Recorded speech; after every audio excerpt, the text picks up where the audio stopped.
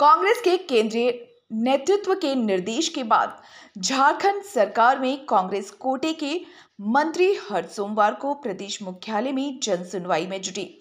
इसी कड़ी में ग्रामीण विकास मंत्री सह विधायक दल के नेता आलमगीर आलम ने कांग्रेस भवन में जन सुनवाई की। इस दौरान 50 से ज्यादा मामले मंत्री के सामने आए।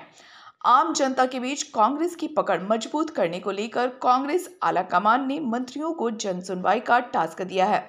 इसी कड़ी में लगातार 5वें सोमवार कांग्रेस भवन में जन सुनवाई का आयोजन हुआ, जिसमें मंत्री आलमगीर आलम ने 50 के करीब फरियाद सुनी। इस दौरान आए आवेदन पर मंत्री ने गंभीरता दिखाई और संबंधित विभाग के अधिकारी हो या जिला या प्रखंड के अधिकारी, सबको तत्काल इस पर पहल कर समस्या का हल निकालने का निर्देश दिया। 2015-16 में सुखाड़ राहत योजना 3 तरह का आया था।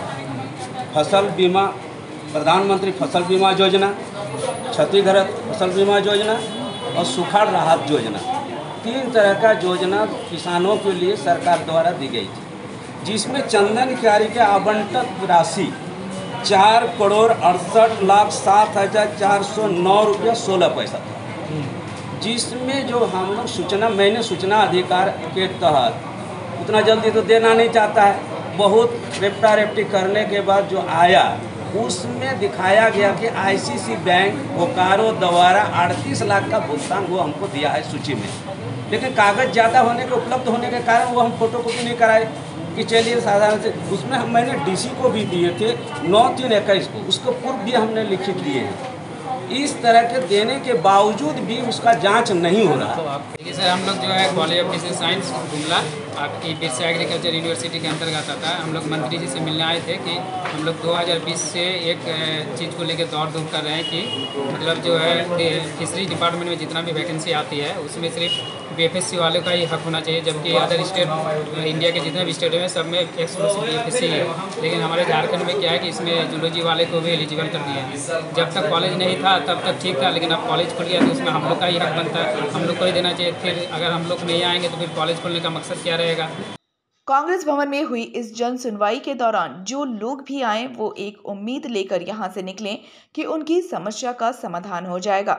जन सुनवाई के बाद मंत्री आलमगीर आलम ने कहा कि केंद्रीय नेतृत्व के निर्देश पर ये कार्य फिर शुरू हुआ है और जो भी आवेदन आए हैं उसका समाधान को लेकर बतौर मंत्री उन्होंने खुद पहल किया है।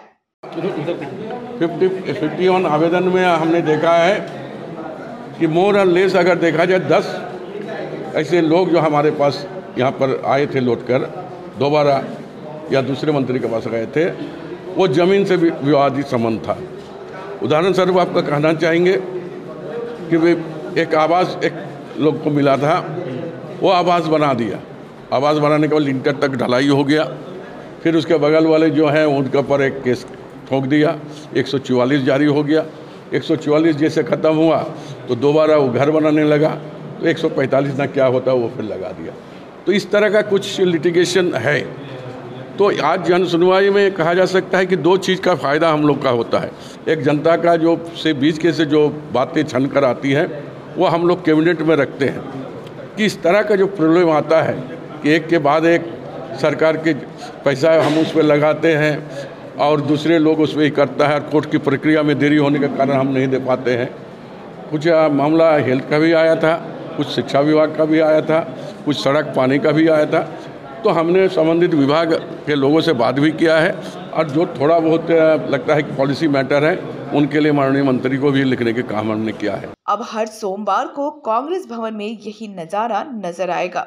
कांग्रेस की जन सुनवाई का ये 7वां मौका था, जिसे लगातार फरियादियों की संख्या बढ़ रही है, जिससे कांग्रेस को ये उम्मीद लगी है कि अगर ये प्रयास सफल हुआ तो आम जनता में पार्टी का ग्राफ और बढ़ेगा।